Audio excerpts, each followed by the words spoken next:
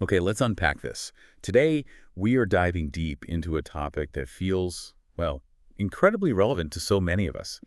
Natural ways to support heart health. It really When does. you look at the numbers, the potential impact is just huge. It is. And the material we're working with for this deep dive, the sources you've shared, they really dig into how food and natural supplements can play a pretty significant role. It's a Right. collection of research and insights kind of aiming to give a clear picture of these approaches. Right. And our mission Yeah. today, using this stack of info, is to go beyond just like listing things.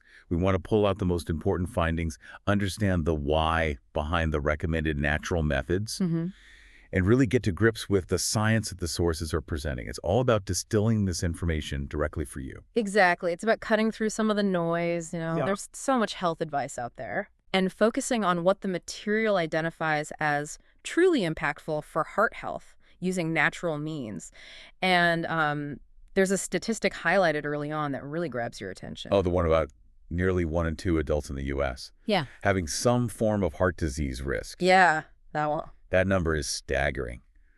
But the potential, which is really emphasized in these sources, for natural methods to make a tangible difference, Right. sometimes even without needing prescriptions.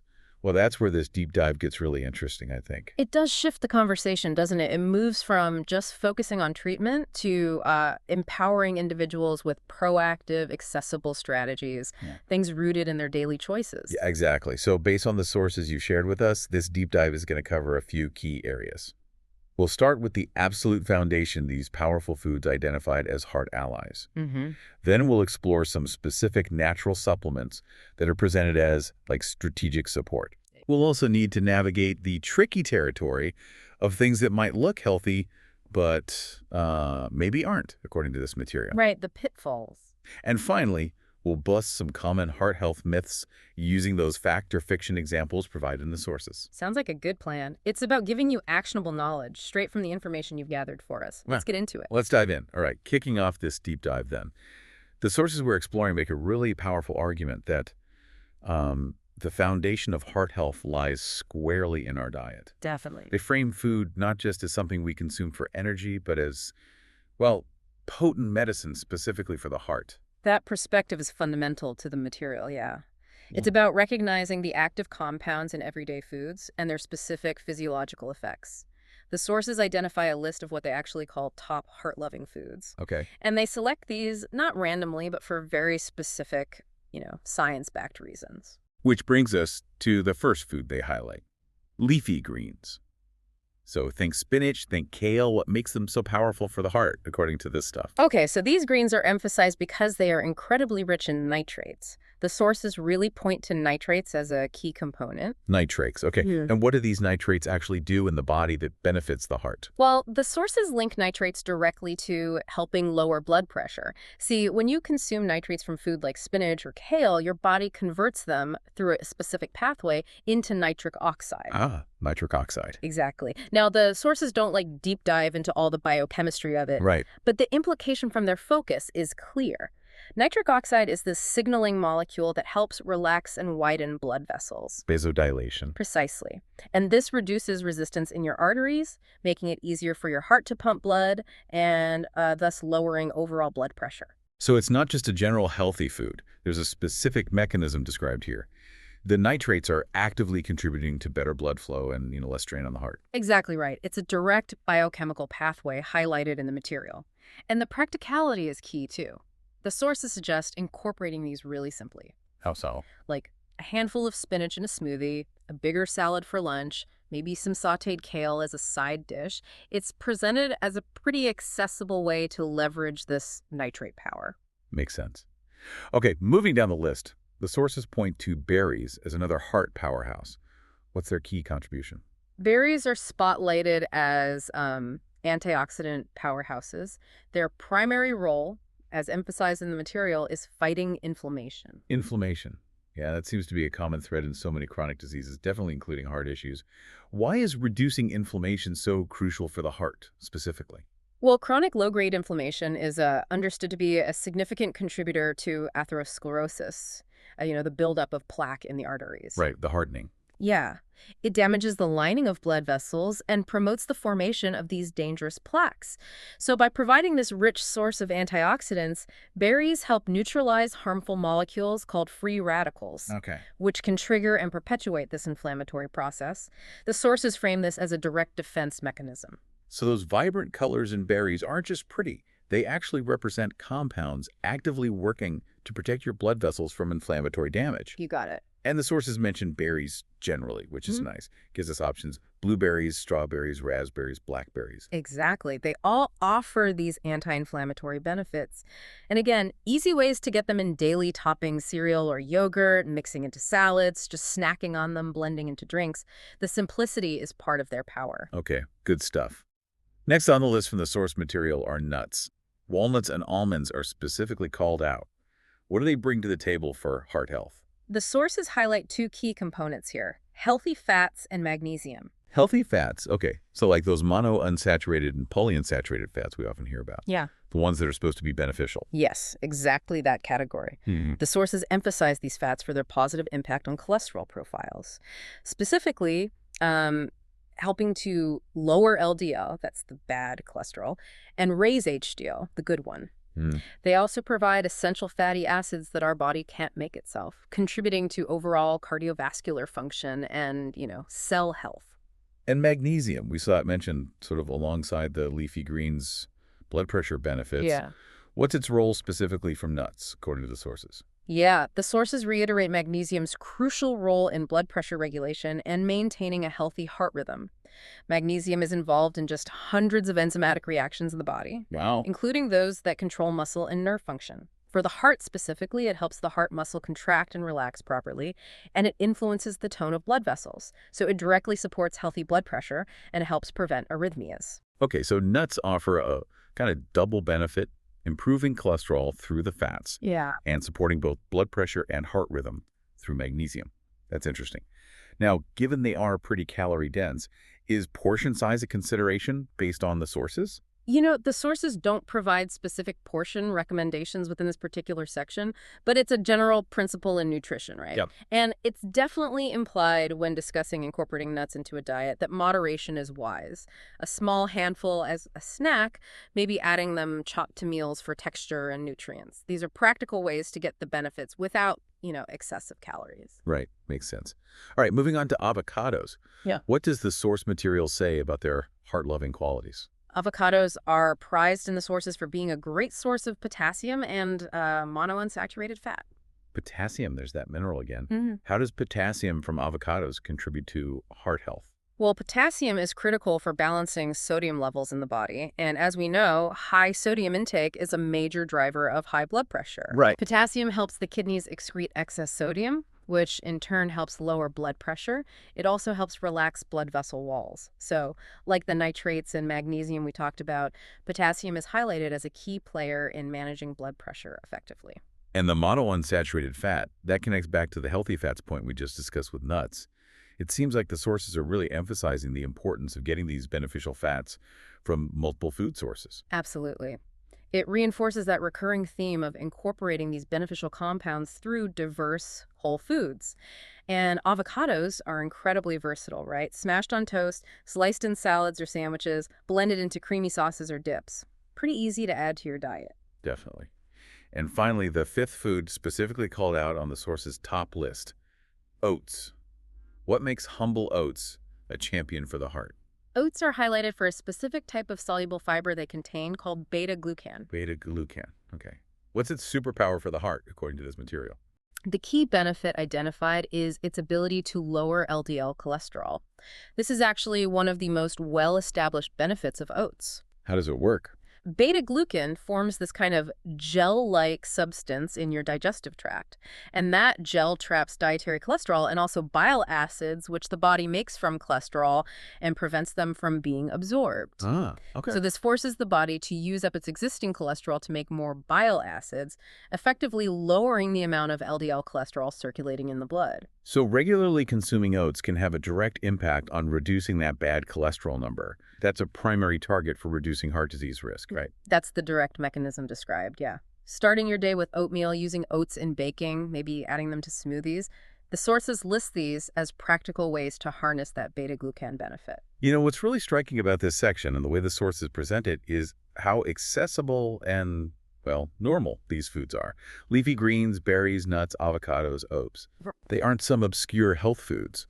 They are everyday ingredients that, when you consciously include them, form a powerful and delicious foundation for heart health. It reframes heart-healthy eating, I think. Not as deprivation, but as building meals around these nutrient-dense powerhouses. They offer targeted support through specific compounds like nitrates, antioxidants, healthy fats, magnesium, potassium, and beta-glucan, all emphasized in the material. Food as potent medicine, indeed. Absolutely. It's about adding these beneficial elements in. Okay. So we firmly established the crucial role of food as the foundation, drawing from the sources. But the material doesn't stop there. It also delves into the potential for natural supplements to provide strategic support. Right. The sources emphasize these aren't replacements for a healthy diet, but they can support it. Yeah. And they make the case that they actually help for certain needs. Yes, the material presents supplements as tools. Things that can complement dietary efforts, especially for targeted support or maybe when certain nutrient levels might be difficult to achieve through diet alone. It lists what they consider top picks for natural support. Okay, let's look at these targeted supports. First up is omega-3, sourced from algae or fish oil. Yeah, that's highlighted as a key one. The sources specifically list two major benefits for omega-3s in the context of heart health: lowering triglycerides and reducing inflammation. We've mentioned inflammation already with berries, but let's revisit triglycerides. What are they exactly, and why is managing them important for the heart? Okay, so triglycerides are a type of fat molecule that circulates in your blood. Your body uses them for energy, sure, but high levels are linked to an increased risk of heart disease, stroke, and other cardiovascular problems. Got it. The sources frame omega-3s as effective at reducing these circulating fat levels, so they mitigate that specific risk factor. And the anti-inflammatory aspect, still important here. Definitely connects back to our earlier point. Chronic inflammation contributes to plaque formation, damage in arteries. Omega-3 fatty acids, especially EPA and DHA, are well known for their potent anti-inflammatory effects. They essentially help calm down cellular processes that could harm blood vessels, according to the emphasis in these sources. The sources mention both algae and fish oil. Is there a functional difference there, or is it just about preference, like vegetarian versus non-vegetarian? The sources list both as valid, implying they deliver the beneficial omega-3s. They don't go super deep into nuances of absorption or composition, but, fish oil is the traditional, most widely studied source, providing both EPA and DHA. Really? Algae oil is highlighted as a direct source of DHA, and sometimes EPA too, which makes it an excellent alternative for vegetarians, vegans, or maybe people concerned about sustainability or contaminants sometimes found in fish. The key thing, indicated by the material, is getting those beneficial EPA and DHA, regardless of the source. Okay, good to know. Next on the supplement list is magnesium. We just discussed getting it from food like nuts. Why would the sources suggest supplementing it as well? Yeah, this is a point the sources actually touch upon explicitly later, but its inclusion here implies that while magnesium is in food, maybe dietary intake isn't always optimal for everyone. Or perhaps specific heart conditions could benefit from higher supplemental doses. The sources reiterate its key roles, helping with blood pressure and supporting heart rhythm. So if someone is, say, tracking their blood pressure closely or experiences occasional palpitations, magnesium might be a natural avenue for support, layered on top of a healthy diet, according to the material. That's the clear suggestion, yes.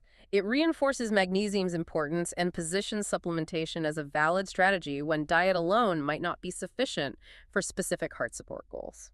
Okay, the third supplement highlighted is CoQ10, and the sources specify the ubiquinol form. First off, what is CoQ10 and what's the significance of ubiquinol? Right. CoQ10, or coenzyme Q10, is a compound naturally found in our cells. It's absolutely vital for energy production. The sources pinpoint its key function for the heart as supporting heart energy production. Heart energy production. Can you explain that a bit more? Sure. The heart muscle is constantly working, right? Pumping blood nonstop. This requires a massive amount of energy, which is generated within the cell's mitochondria, the powerhouses. CoQ10 is a critical component of the electron transport chain, which is the primary process for producing ATP, the energy currency of the cell. So the sources imply that by supporting this pathway, CoQ10 helps ensure the heart muscle has the energy supply it needs to function efficiently. And the emphasis on Ubiquinol, why that specific form? The sources list ubiquinol as the preferred form. While they don't fully detail the why, generally, ubiquinol is the reduced active antioxidant form of CoQ10. Ubiquinone is the oxidized form. The body has to convert ubiquinone to ubiquinol to use it effectively.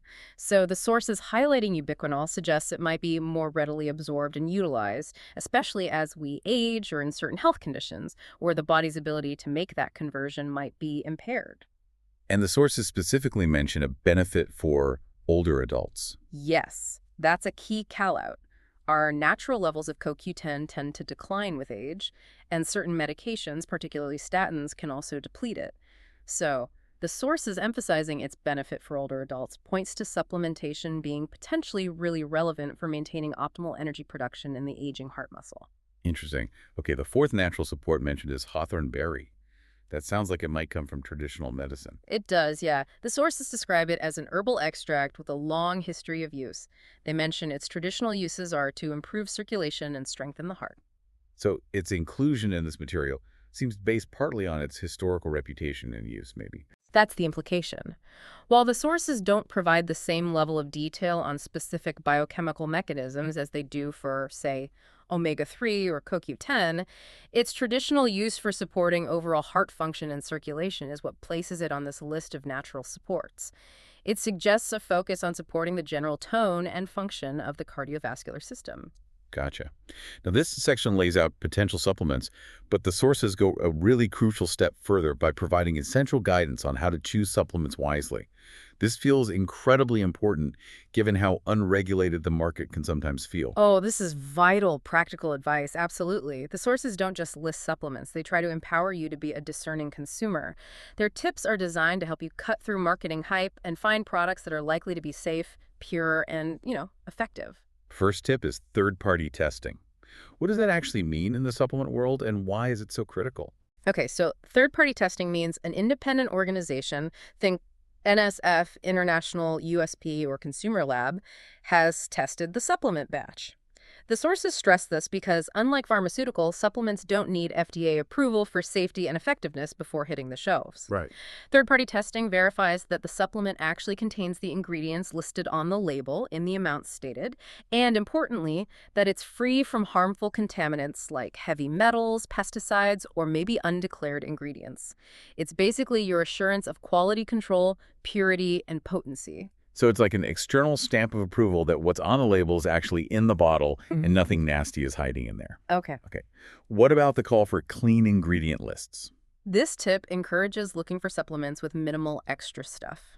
The sources imply you want the active ingredient and only the necessary components, like the capsule material or maybe minimal fillers needed for manufacturing. Avoiding artificial colors, flavors, sweeteners, excessive binders, or preservatives is key.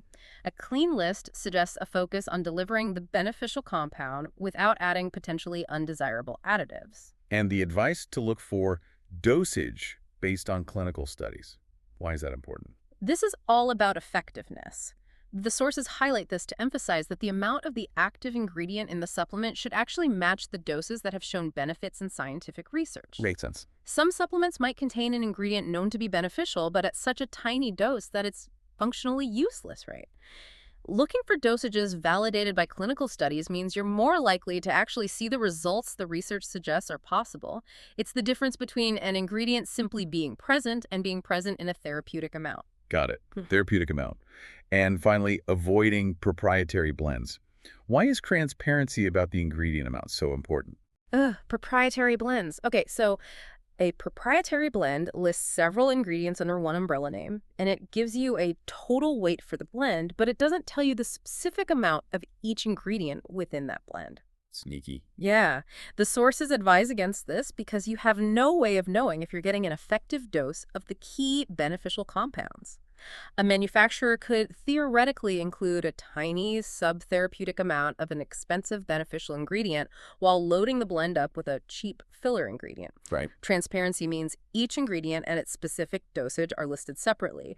That allows you to verify that the amounts align with clinical study dosages and that you're actually paying for what you expect to get. This guidance on choosing supplements feels incredibly empowering. It's not just a list of what might help, but critical instructions on how to ensure you're selecting quality products that actually align with the science and insights presented in these sources. It truly equips you to navigate the supplement market with knowledge, focusing on quality and efficacy rather than just, marketing claims. That's a perfect transition, actually.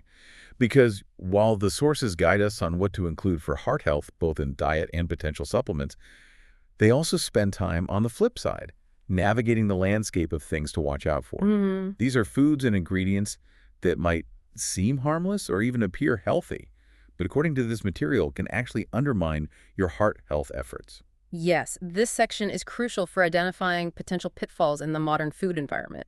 The sources specifically call out things that might have a health halo or kind of masquerade as healthy, but don't really stand up to scrutiny when it comes to supporting your heart. Okay, what's first on their list of items to be wary of? Processed low-fat foods. Processed low-fat. But wait, for years, low-fat was like the go-to advice for heart health. What's the problem identified by the sources here? The sources state explicitly that these foods are often loaded with sugar and sodium. Ah, so the focus on removing fat inadvertently leads to adding other detrimental components to make it taste okay? That's often the case in food manufacturing, yeah. Fat contributes significantly to flavor, texture, mouthfeel. When fat is removed, manufacturers often add sugar to compensate for lost taste and sweetness, and sodium to enhance flavor and improve texture. The sources implied this substitution is where the real problem lies. And based on what we've already discussed about blood pressure and inflammation, why are high sugar and sodium intakes particularly bad for the heart? Well, high sodium intake is a well-established driver of hypertension, right? Yeah. High blood pressure forces the heart to work harder, damages arteries over time. Hmm. And high added sugar intake can lead to inflammation, weight gain, increased triglycerides, insulin resistance, all factors that negatively impact cardiovascular health. The sources highlight that by packing in sugar and sodium, these processed low-fat foods basically negate any theoretical benefit of being low in fat and can actively contribute to risk factors for heart disease. Wow. It sounds like a classic example of focusing on just one nutrient, like fat, without considering the overall composition of the food and what's being added back in. Okay, what else should we be watching out for, according to the sources? Vegetable oils high in omega-6 fatty acids. Omega-6 again. We know we need some omega-6, but you mentioned the balance earlier with omega-3. What's the specific concern here? The sources highlight that an imbalance, specifically consuming too many omega-6s relative to omega-3s, can be pro-inflammatory. Pro-inflammatory. Yeah. While omega-6s are essential, they have functions like supporting skin and bone health, they also play a role in promoting inflammation, which is necessary sometimes, like in wound healing. The issue arises in the typical Western diet, which is often very high in omega-6s from common oils like soybean, corn, sunflower That's oil, the cheap ones. and relatively low in beneficial omega-3s. So it's the ratio that's key here. And many common vegetable oils contribute to tipping that ratio way out of balance, potentially fueling chronic inflammation, which harms the heart. Exactly. The sources imply that being mindful of your sources of dietary fats and actively seeking a better balance of omega-3 to omega-6 is important for managing inflammation and protecting the heart. Okay. What's the third item on the watch-out list? Flavored yogurt and many granola bars. Ooh, these are often marketed as healthy snacks. Mhm. What's the issue the sources point to with these? The sources label them as hidden sugar bombs. Hidden sugar bombs, so another case of seemingly healthy packaging masking a problem. Precisely. Plain yogurt is nutritious, right? Protein, probiotics. However, flavored yogurts often contain significant amounts of added sugars to make them taste better, more appealing. Similarly, many granola bars, while they might start with healthy ingredients like oats and nuts, are often held together with syrups, contain chocolate chips, or have sugary coatings. It results in a surprisingly high sugar content. The sources highlight these as examples where just relying on marketing or general assumptions can be really misleading. The added sugars undermine their potential health benefits and contribute negatively to heart health. This really reinforces the critical skill needed for modern eating. Actually reading the ingredient list and the nutrition facts panel, not just the front label. It absolutely does. And that leads directly to the general caution the sources include.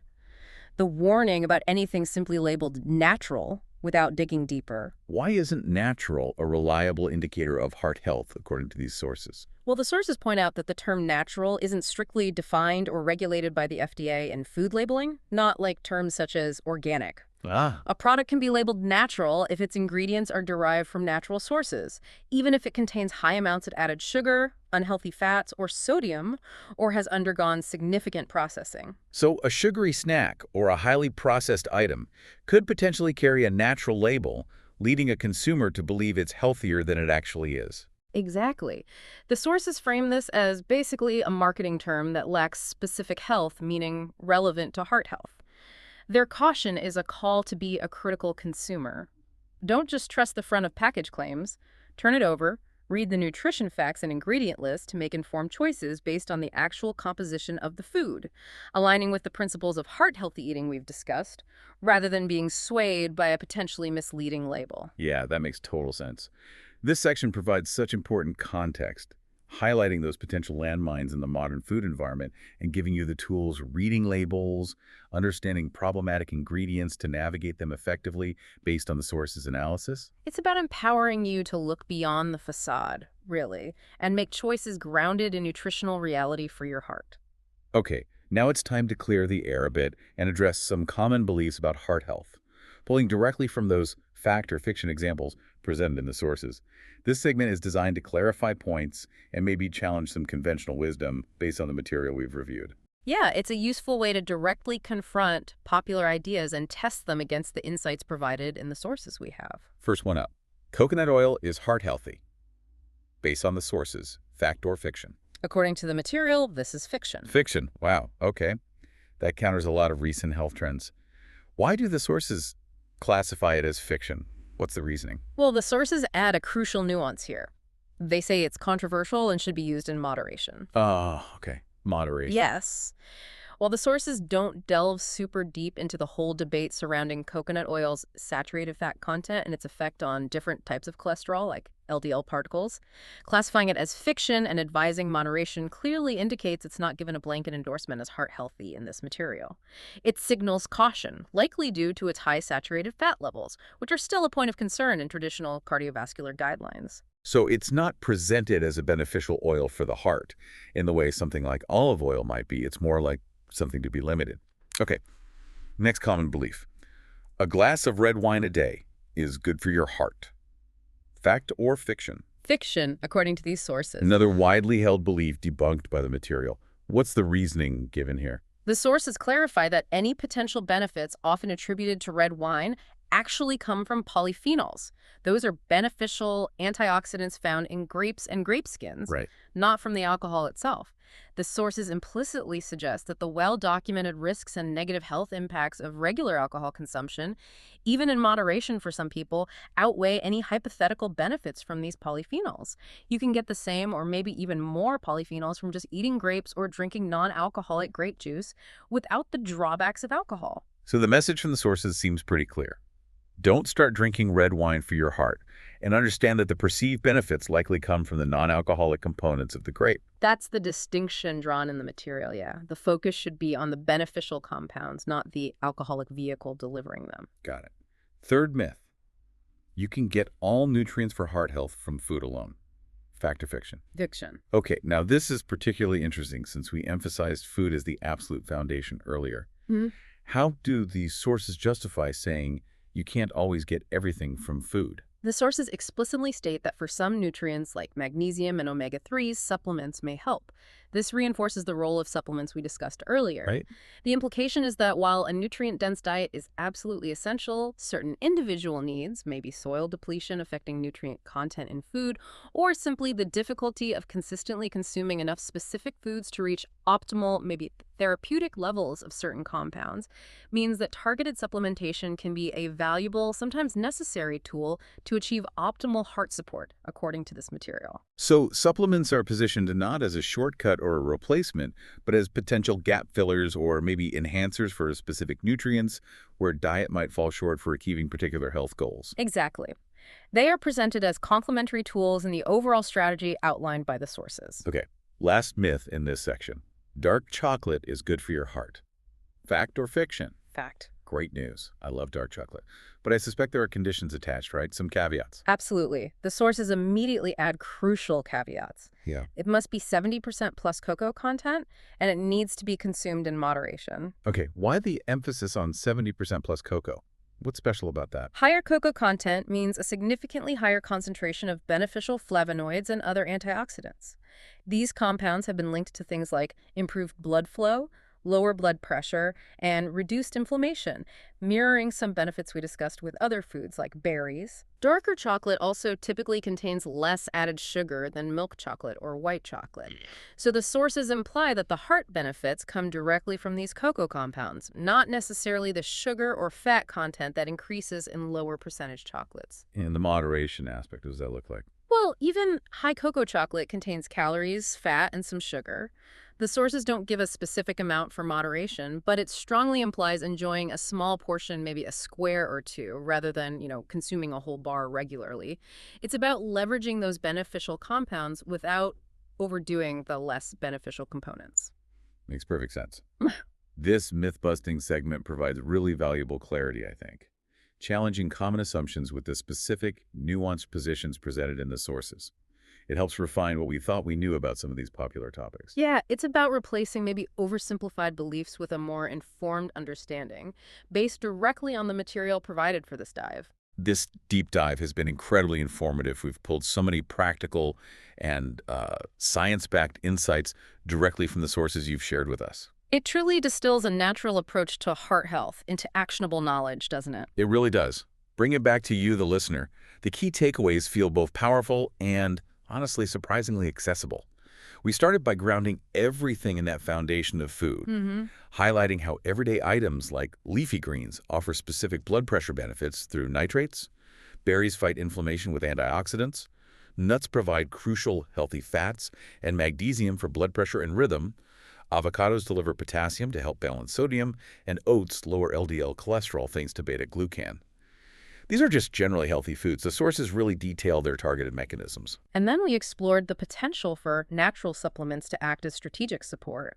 We covered omega-3s for triglycerides and inflammation, magnesium for blood pressure and heart rhythm support, CoQ10 to bolster heart energy production, especially important as we age, and Hawthorn for its traditional use in supporting circulation and heart strength. Right.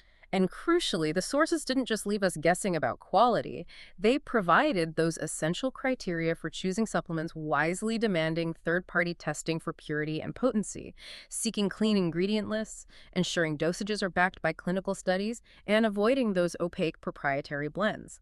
That guidance on being a smart consumer is just as important as knowing which supplements might potentially help. Absolutely. And we covered the critical need to navigate the modern food environment by identifying things to watch out for, those processed low-fat foods, often sabotaging health with hidden sugar and sodium. Vegetable oils high in omega-6 contributing to inflammation when the balance is off, and flavored yogurts or granola bars, masquerading as healthy but actually loaded with hidden sugars. It's a powerful reminder that reading labels is, well, non-negotiable, and that natural doesn't automatically mean heart healthy. This entire deep dive, drawn straight from your sources, provides a comprehensive yet practical roadmap for supporting your heart naturally. It emphasizes diet first, strategic supplementation when needed, and being a vigilant consumer, all grounded in the insights you provided for us. It's really about cutting through the noise and focusing on what the material shows actually matters for your heart. It really does feel like you've been given a direct line to the most important information from your stack of sources, synthesized and clarified. And that leaves you with something very tangible to consider now. Absolutely. So, here's a final thought for you as you finish listening. Reflect on everything we've discussed today.